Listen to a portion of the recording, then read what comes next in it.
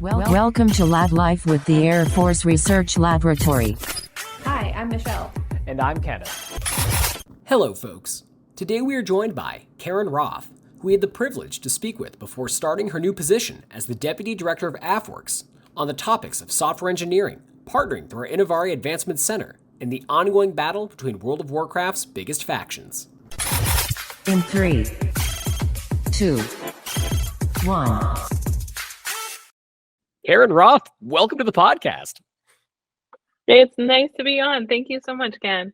Yeah, really happy to have you here. For context, Karen Roth is the Chief Engineer of our Information Directorate, but we're not talking about that just yet. There's something I found out about you I have to go into. I have to squash some beef between us. So not to say it's big beef, but it's still there. Found out we did both play the game World of Warcraft. We have different alliances here. So tell me real quick here. I'm a Horde player. Who did you side with when you started playing? So, I got to admit it, but I was Alliance. It was where all of the cool kids were at the time, also known as my college buddies, and I just couldn't turn my back on them. So I was a Night Elf Hunter. Okay, good. You know what? That's the answer I was looking for. The reason I picked Horde is my buddies at the time. They were like, you got to play Horde. The cool kids are there. You're going to be a troll shaman. It's going to be awesome. So I don't think we ever faced each other in the battlefield, but I feel you probably would have beaten me. I was not a good player. I love to collect up all the cool hunter gear in the dungeons. So I would have taken you on. You know, and again, maybe at some point in the future, who's to say what could happen? But I do have to know then. So I thought maybe we'd have more of a fight here, but it looks like we're in agreement. So we both know it's the friends that pull you somewhere. I'm just curious too, when it comes to playing massive multiplayer like RPGs online, what was the lure of that for you? Like what originally drew you in, and was there anything you took away from it? Because I always find playing games like that, the connection to community is what I love, like really making friendships that have lasted. So was that similar for your experience? Yeah, that really was a lot of why I was doing it, because I started playing WoW toward the end of college. And so then that was the connection back as you started this whole new life in this new place that I'd never lived before. I was able to still utilize that as a way to connect with my college friends and bring that along with me. And there's certainly some of them. I do have to admit, I don't play WoW anymore, but helping to maintain those friendships and connections over the years, that was a big help with it. Lance Vazaroth helped in a big way in that regard. But I want to start with that. There's a really cool wow factor, you could say, with the podcast here at the top. But I'm going to go over to my co-host here, Michelle, for the next section. Oh, yeah, definitely. I'm not going to have any commentary on WoW. I didn't personally play, but not a surprise to probably our regular listeners either. But Karen, you sit at our Information Directorate, which is in upstate New York in the Rome, New York area. And I imagine there's probably a lot of gamers around you, some amazing experts in their field. But what do you do as the chief engineer at our Information Directorate? So, Michelle, I really do a little bit of everything. And so that's the great part about the Information Directorate is not only do we do innovative new computing structures, we work on forward-reaching communications techniques, we work on decision-making. And so it's been really great because we get to keep track of all these different enabling capabilities, not only for the Air Force, but for the rest of our directorates as well. In my role specifically, I do everything from supporting tasks, security functions, instructions on kind of that more compliance systems engineering side of the realm for our portfolio. But the great part of being a senior leader in a directorate is I also get to play being a community liaison, building partnerships. Open innovation is one of my other duties as assigned that I get to work on. I work with our compatriots in RS on the war tech process and making sure our capabilities are all part of those really forward-leaning vanguard capabilities for the future of the Air Force. And so it's just a little bit of everything, and that's really why I love doing this job. Well, let's dive a bit deeper in there, though. So you mentioned a lot of the cool connections you could make here and the people you talk to. Can we kind of go into how the Information Directorate specifically is leveraging partnerships? I know that can be a difficult task to create strong connections within a community anywhere in the world. What are you guys doing that makes it a little different or at least easier for your job? Partnerships are such an important part of everything we do here in the Information Directorate. When I talked about the breadth of our mission space, there is so much going on, not only in those spaces in industry, academia, other government organizations. And so we have to be laser focused not only on relationships and partnering to help other organizations go faster, but making sure that we're really in the weeds and moving technology forward that's really going to be future enabling capabilities. And so we do work like partnering with IBM and making sure that future tech and chipsets have the capabilities that we need built into them. We do things like partnering with other government organizations like the National Security Innovation Network. And so we're almost act as tech advisors for their accelerators that they invest in and run for our future technical capabilities. And so part of that is we saw so many opportunities out there for partnering, but how do we keep track of all of them and make sure that each person is enabling each other? A lot of times we are saying this company and we talk to this agency, how do we connect them directly versus through us? And we were doing a lot of manual connections like that.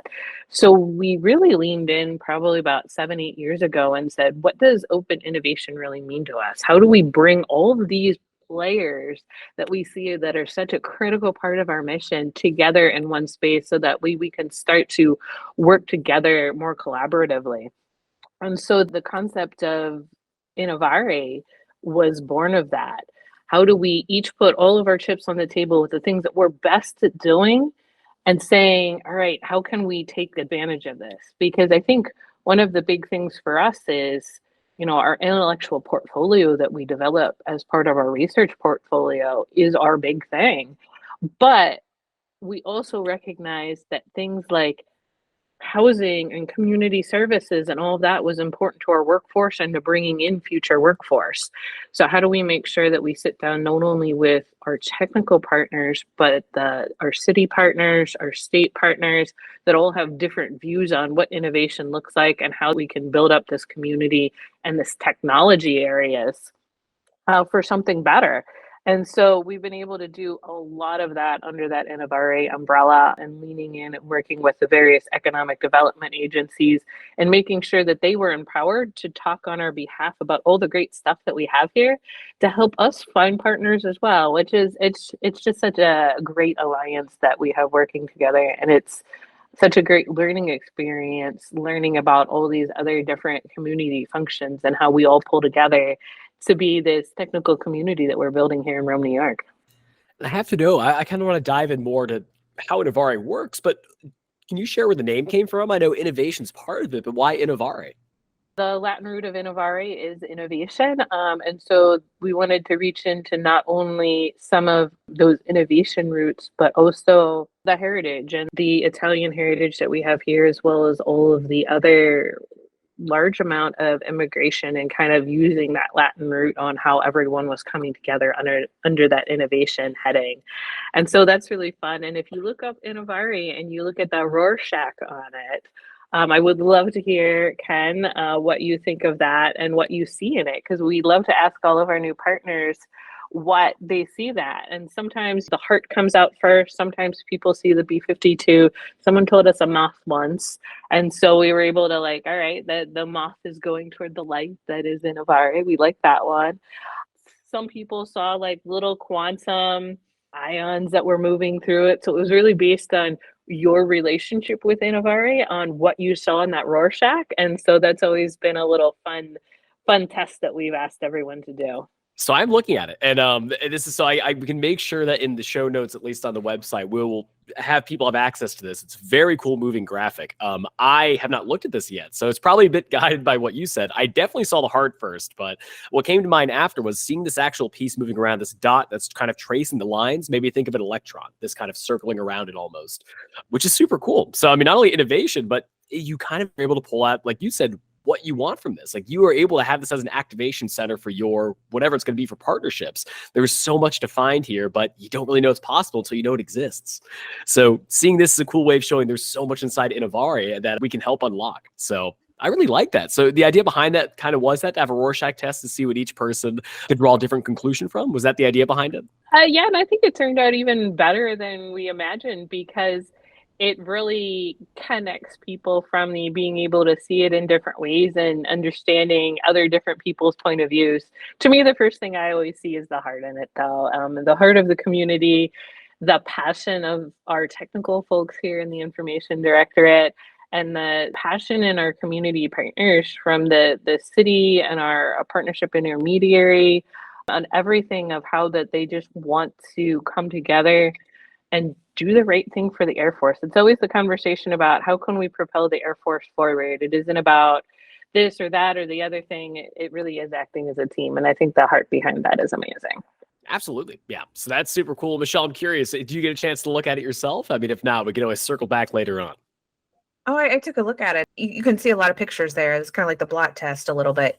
What does everyone see and what's the psychology behind that? But Karen, you've explained this Open Innovation Campus, but for our listeners, they may not know what's really part of this campus that's a collaboration between AFRL and Griffith Institute and all these high-tech industrial and academic stakeholders. But you actually have like lab space there. Quantum research is a big thing for our scientists and engineers in the Information Directorate, as well as other parts of AFRL across the country. Could you kind of explain what the campus is like? Of course. And I feel like I want to take you back a couple steps too, a little bit more to what we were thinking and why we went down this open innovation route. When we started talking open innovation, we looked around a lot and did a lot of benchmarking on what other folks were doing in buildings and facilities and things like that.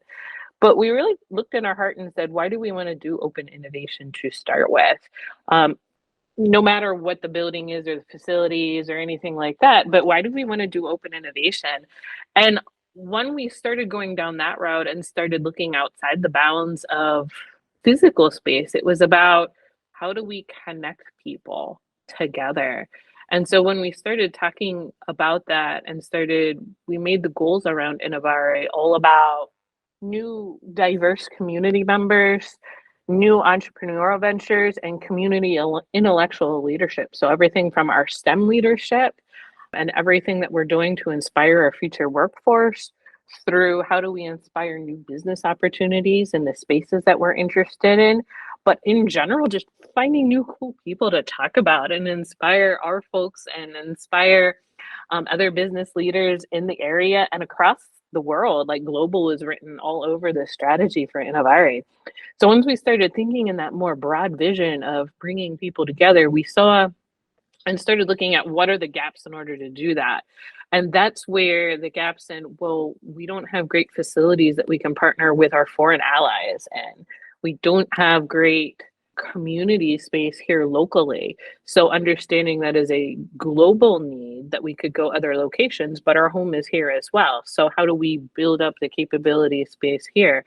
How do we build up the space and capabilities for these entrepreneur ventures that we see coming down the pipeline and we want to inspire? Well, then they need a place to go grow and visit and be here as well.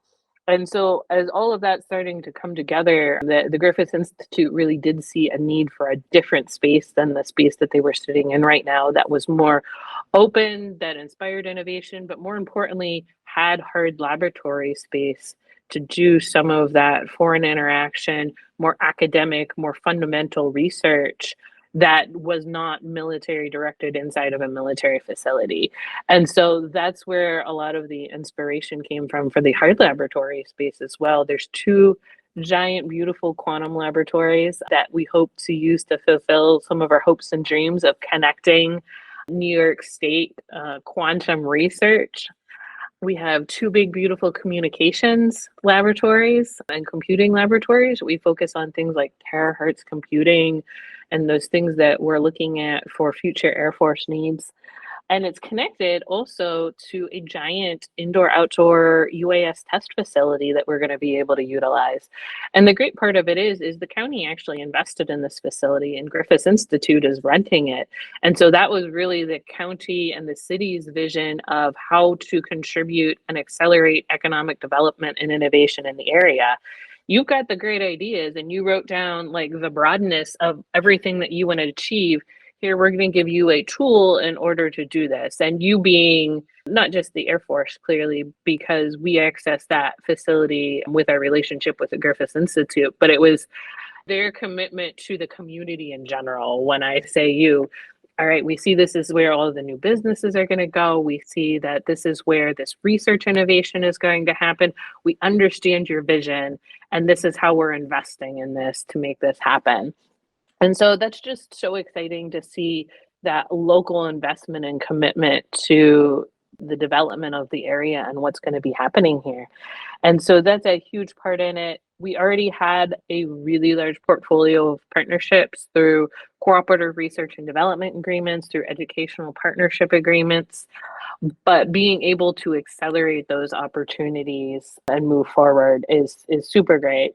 We drew our major partners in this ecosystem development, not only from government, like the National Security Innovation Network that I mentioned, and also the City of Rome, the County of Oneida here in upstate New York, but our academic partners. So the SUNY came to the table as a whole. SUNY is made up of over 50 different colleges and universities throughout New York State. And so at the SUNY level, they came to the table as a way to make sure that we were able to access all of those universities, all those capabilities. They were mentioned and they were able to pull all that together. MIT comes to the table through the MIT AI Accelerator that they run in collaboration with the Air Force. Cornell comes to the table with the AFRL regional hubs. RIT came to the table as one of the first private university named partners in Innovate. And so it's just so interesting to hear everyone's interest in Innovate. Like, our AFRL interest in making it happen is how do we generate excitement over our IP portfolio and making sure that through tech transfer, people have access to that IP portfolio as well to help them move faster. RIT came to the table because they want to understand what their future graduate work and curriculum should look like in order to meet this community's future needs. And so they're digging down and using this opportunity to really make sure that the future is there from a workforce development perspective. And so that's where like the passion and the excitement comes from of orienting all these partners together. And then of course our partnership intermediaries come out too. Those are nonprofit organizations that help us do work in tech transfer, like the Griffith Institute and Nice Tech. And those two communities have different focuses and desires, but have been able to work really well together and collaborate well in this vision coming together. And that just really shows how vital the communities that AFRL exists in around the world, around the United States. We're better together, and we need that collaboration with our partners in the community and the universities and things like that for collaboration, that tech transfer, the good ideas that are developed, maybe like inside the fence, as we would say, but we need industry to develop them to make these ideas and products and equipment available for our warfighters. And then just even the attraction and retention of our employees, they have to live somewhere. If they're a in-person worker, hands-on in these lab spaces, they have to have a community that supports them as humans outside of their day-to-day jobs. We all like being able to go home and have an amazing community to come home to. And I love having other AFRL folks from other directorates visit us because they look around at how the technology park that we sit on has evolved since it was the Griffith Air Force Base almost 30 years ago. And there's so much green space and there's beautiful walking trails and sculptures, and it does not look like an Air Force base. And so it blows them away that we've been able to create something over the past, not only with open innovation, but in general, the past 30 years that looks very different, but still has such an amazing service to the Air Force too.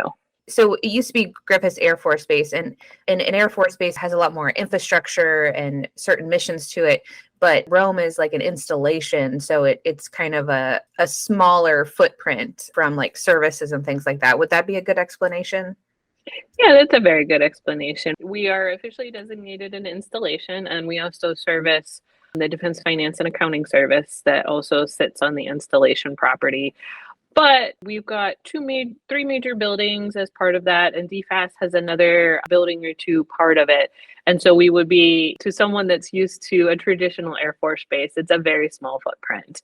Whenever Griffith Air Force Base went through the base realignment process, in the mid-90s, it was decided that the footprint of the research laboratory, as well as the accounting services, and then up the hill from us is the Eastern Air Defense Sector, would be left here in order to help stabilize the area. And not only that, but the laboratory had amazing resources in terms of test sites that we had built, because we actually own two test sites about 30 miles in either direction that we utilize for our missions still to this day. and they wanted to maintain this. And so we've been able to recreate the whole tech park that used to be the base property. And I mean, I'm saying we, but I really give credit to the Economic Development Agency here in the area that took ownership of a lot of the property for creating a really diverse environment. There's distribution facilities in the back for companies. There's UAV companies that have moved into the old hangars and the massive B-52 hangars, because the heritage of Griffiths Air Force Base was a B-52 Cold War base, an old strategic air command. And so Innovare, oh, I missed this great detail. Innovare is actually in the old base operations center. And so the old base operations center had been left, it wasn't unused. They were using it as a part of the operations, but two of the floors were completely empty and abandoned. And they really wanted to bring life back to this. And that's why the facility was picked. The county picked that facility because they wanted to renovate it and make it the heart of this new technical community. And so the middle part of it, and it's attached to two big hangars on either side of it. One of those hosts the UAS Test Center, and the other one is currently doing some other aircraft operations. But like that's one of the key parts is the renovation of these old base buildings that are still so much a part of what we do every day. So more of the B-52 hangars are being used for aircraft restoration right now. We actually still own an aircraft hangar as well as part of the AFRL property, where we have a fabrication shop in there. So that makes for great prototyping and all that. I just love that history is still here on the property of everything and the mission of that strategic air command base. What a great trek back into the history of Innovare and AFRL's roots and history of the Air Force and in your region. So stepping back, maybe we could trek back a little bit into your history too, Karen. I wonder what initially got you involved in STEM or interested in? You know, you look back in time and you think about things, and I was one of those kids that never had a clear vision on what they wanted to be to grow up with. One of my friend's kids at 9 years old knows exactly what she wants to do and has known that for several years. I just know that I like trying to solve problems and I like figuring out how things worked.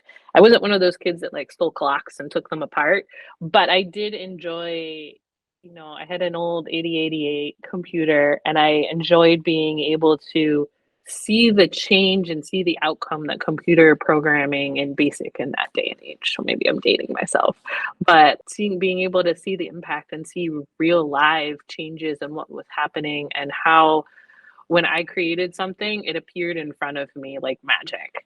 And I just thought that was really cool. And I can see that spark now looking back in time in my daughters today and just their spark and curiosity for understanding how everything works. I'm like, oh, you're going to be tiny engineers too. My husband keeps telling me that they can be anything that they want to be, but based on the fact that the 3-year-old has been assembling a PVC pipe and trying to solve our plumbing problems, even he admits that he thinks she has a career in engineering. And so it's really is that spark for problem solving that can come through in any career space, the way you apply it. And I'm just really grateful it came out and I was able to find it in the engineering world and being able to land where I am today with the Air Force and having this great role to perform for our mission. That's one of the things, growing up that really inspired me was I had my old Windows Gateway computer back when I had that cow logo. And that was similar to you. Something that was really inspiring was seeing not only being able to see these games my dad would buy, play out, being able to use like MS Paint, things to create on this digital space. I'm like, there's so much in this box that interests me. I'm fascinated by it. And that's why, I've always had a passion for attempting to engineer, maybe even doing software engineering. Never quite my forte, but I gave it my best try after playing there in 98. So I'm curious then, having this IBM in your home, like you mentioned, this PC, was this one of the early sparks that really got you into doing what you do now with software engineering, or at least similar work? Or is this more of other things? Because I know you had a junior academy of science tie. Like, what really built up to making you want to do software engineering? I think that PC gave me the spark of inspiration that this was something that I could do. Like, I did physics and chemistry and all those kinds of great stuff in high school. And I was good at it, but I really hadn't figured out what it was that I wanted to actually try to pursue once I got to college. And so it was almost kind of this little secret world because I'm originally from Pennsylvania. So the Pennsylvania Junior Academy of Science, I was going to these competitions and they had a computer science category even then. So I was taking my little basic programs that I was designing in school and at home and entering them in the competition. And it almost felt like cheating because there wasn't that many people in that area yet. And so you'd see the physics area that was overrun with all the different experiments. And then the computer science area, I was competing against like 20 kids in the region in order to do these things. A lot of them from my own school. So we knew exactly what each other was doing. And so it felt a little bit like cheating that I had found like this wondrous new world that like I was starting to understand and hadn't really caught on mainstream yet, and wasn't really part of everyone's world yet. And so I thought that that was amazing from that perspective. And having that computer at home gave me that confidence that it was something that I thought I could be good at too, by having that area to practice and explore and see the results of my actions when I created a new logic program. Back in those days, you could send secret emails if you knew the right code and stuff like that. So you could tease your friends and family and all that and get them freaked out by where's this email coming from? Why is president@us.org or whatever sending me an email? And so we loved having just that little secret world in order to play in. And I loved having things like the Pennsylvania Junior Academy of Science to showcase that I was learning and I was good at this, to have that confidence in order to go into the realm of engineering and computer science. Sure. And it sounds like early on there, especially in your region, for your age group, more of a pioneer too. There wasn't many kids in the space, like you mentioned, getting to really see what your interests lied in there and having secret emails and being able to do some of your own coding. It's really cool to have this almost freedom to do what you want online. That said, though, I'm curious since you said it was only about 20 kids in these competitions, or at least connected to these Junior Academy of Science meetings, did you find it was almost easier to learn this space because you kind of had this tighter knit community and you weren't kind of drowned out of the noise, kind of like with the more physics groups or people that have dozens of kids? I think for me and my perspective, it did help because physics is well-established realm. There's still a lot to explore in physics, but in order to really shine in those areas, it's much more difficult. And so I got to be in an area that was good for me because I got to come out of my shell a little bit. I was shy. There's still plenty of people telling women in that day and age, and certainly today, that science isn't going to be their thing, and oh, this isn't the area you should be in, that kind of thing. And so being able to do that in a more safe environment that was smaller without a lot of competition was a really great learning education for me, to be able to come out and say, hey, my little program, this is amazing, versus put it to the side and saying, oh, I can't compete with those crowds. And so that was impactful from that perspective for me and who I was, and I appreciated those opportunities. Absolutely empowering in a very big way, especially again with that group that's so supportive and so cool that you can really dictate. Someone's like, hey, what is this space? What is software engineering? You're like, well, let me show you what I have so far, at least. I'm figuring this out. Which, that said, some of our listeners may not be familiar with what software engineers are. So can you talk about what a software engineer is and what they do? Sure. So a software engineer for me is really a cross between computer science and systems engineering. And so it's how do you take all of those engineering principles that you learn and then apply them in that software realm. And that's so important for us as the Air Force, because we're trying to design large systems that have global impact with the mission that we have for the Air Force. And so not only do you have to be able to program cool algorithms, you have to be able to think through everything from environmental impact to testing to operations. I have a really great example. I worked on a helicopter system at one point in time.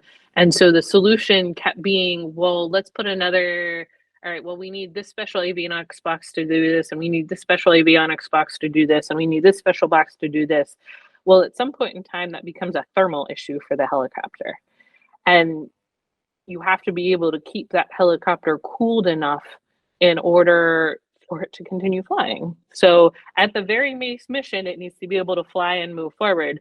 And so you have to be able to balance out even considerations like thermal impact to the work that you were doing and the computing power that it takes to design systems in certain areas, and bring all of that together systematically to come to what the correct solution is. It's so easy to say, all right, I know how to code this answer and code it up and be done, not realizing the impacts of what you were trying to do. There was someone that on that same project that wanted to move a set of code from one avionics box to another avionics box and then eliminate the original avionics box. And I remember having this panicked moment running down the hallway of going, no, don't take my box. That's an accredited box. It's a very different scenario of like this just dumb little piece of code, but having it housed in a specifically accredited box was what prevented a 2-year time gap on the end of being able to deliver that aircraft. And so all of those different interactions and considerations to make is really why I love software and systems engineering. It's like putting together the puzzle of life whenever you're pulling all those leaves together. And it's just an amazing feeling when you feel like you've gotten your hands around all of the impacts on everything that it takes to come into play to design a system like we do for the Air Force. I'm just saying, I think that's pretty much the tagline for the podcast, putting together the puzzle of life. That's brilliant. Something that you really hit on there that I was going to ask you about, but you really illustrated with that description, was I mentioned earlier, I did some basic computer programming in high school, nothing crazy. But I got to work with some yes. Either way, C++, there it is. So I got there. See, it's been so long. But working with C++, even with simple coding, what I was learning, if I had an asterisk, a specific item or something out of line, that could ruin an entire string of code. It was so micro that I had to scrub everything, go through hundreds of lines to make sure everything was operational. And it's amazing how much could just be canceled out if it's not done right. So when working with the right teams and in your experience, there's always that phrase of, one pebble can start an entire avalanche. That could be one piece of code that goes a little awry. Have you found that your approach to coding early on, looking at this micro scale, has that kind of helped you nowadays, like really being more detail oriented? Or is that coding experience helped in any other ways? That's a good question. I think it has. Programming languages are all about understanding the logic and how they think. And there's so many different languages out there today because no one of them, we have a phrase in software engineering, there is no silver bullet. And so there's never any one big answer that's going to solve every one of our problems. All the different languages are different tools that have different optimization algorithms and different compilers, all things behind them that are designed for the right reasons in the right place. And so I think that being able to dive into different languages and to learn them really helped shape my more systems engineering view of understanding the impacts of your decisions and those little nuances. And so by being able to understand those impacts, it makes it easier the more experience and the older I get to build that puzzle faster. And that's so important. And it's a big part of understanding that when you're an engineer, that the impacts of that thing that you're trying to build. And so I like to relate it to architecture a lot.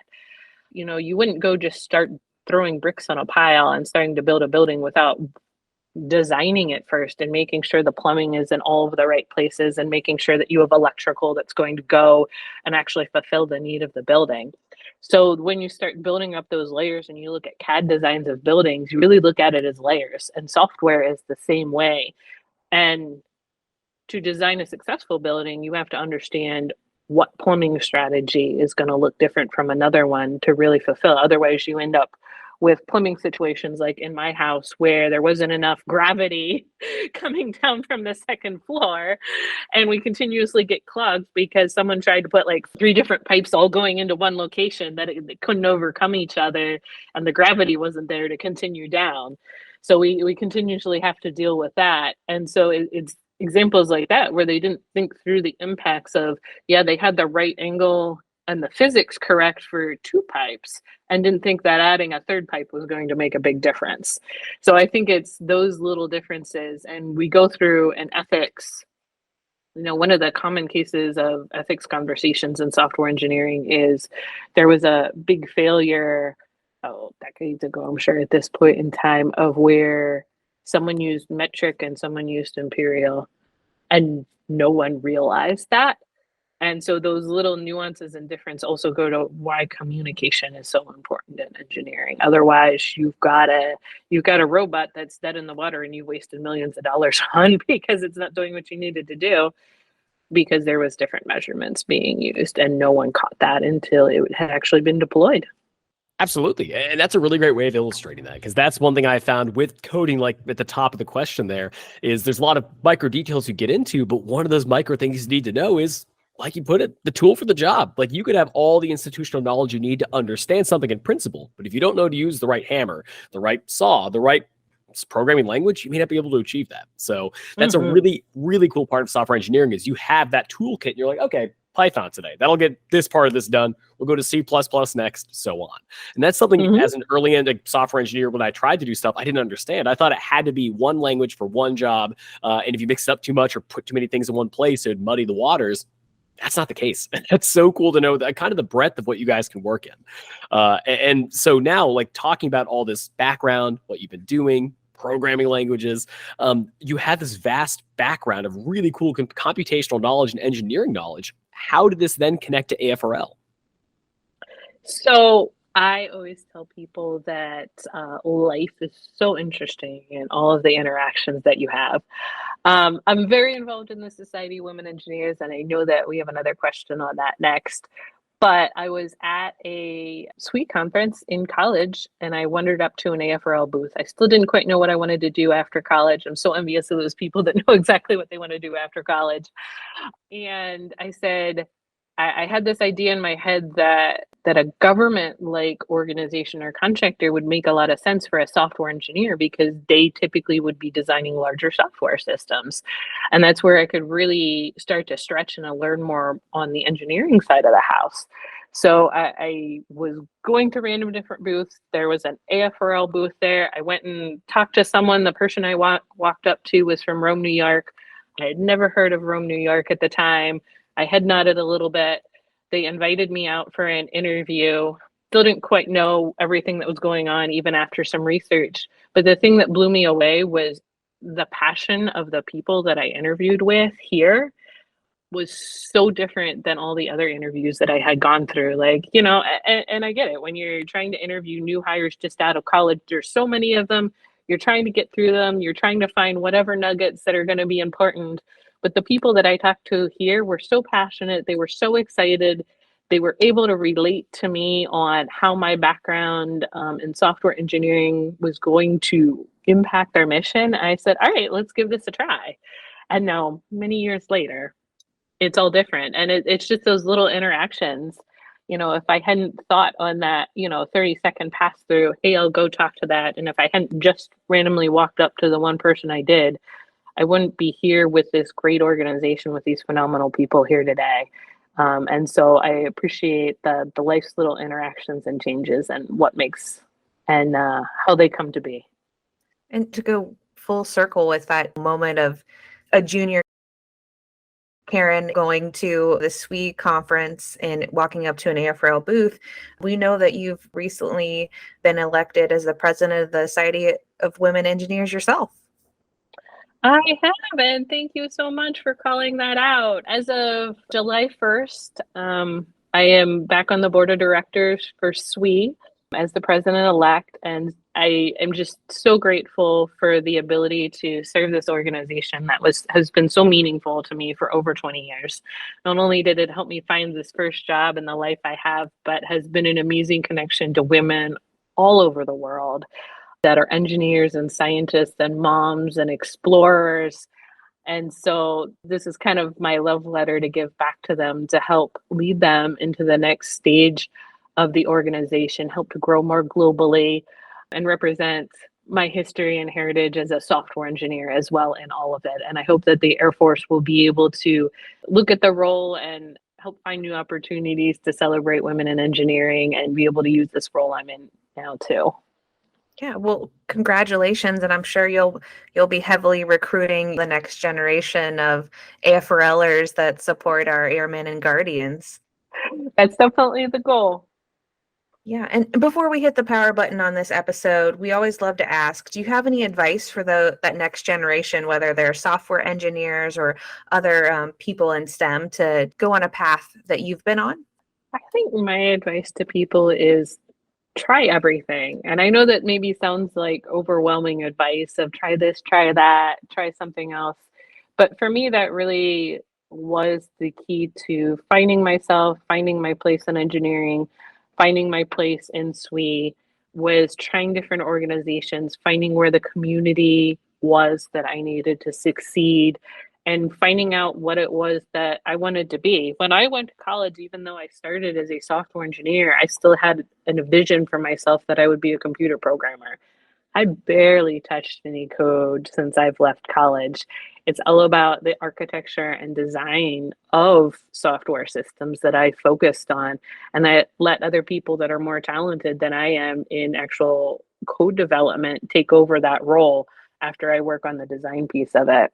But I wouldn't have gotten to that realm of that engineering design is really where I shine if I hadn't done internships, if I hadn't done co-ops, if I hadn't talked to people, if I hadn't used my SWE network to talk to different people in all different fields and understanding what they did on a day-to-day basis and trying to understand where my talents really lied.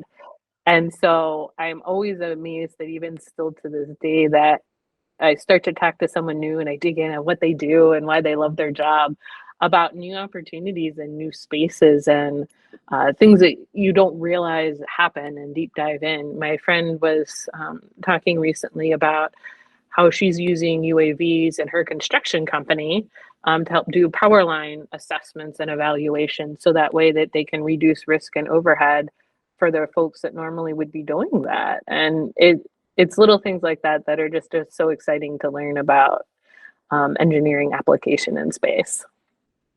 Well, in the spirit of being willing to try new things, do you think you'd ever be willing to join Ken over on the Horde side? I don't know. That might be a line too far, Michelle.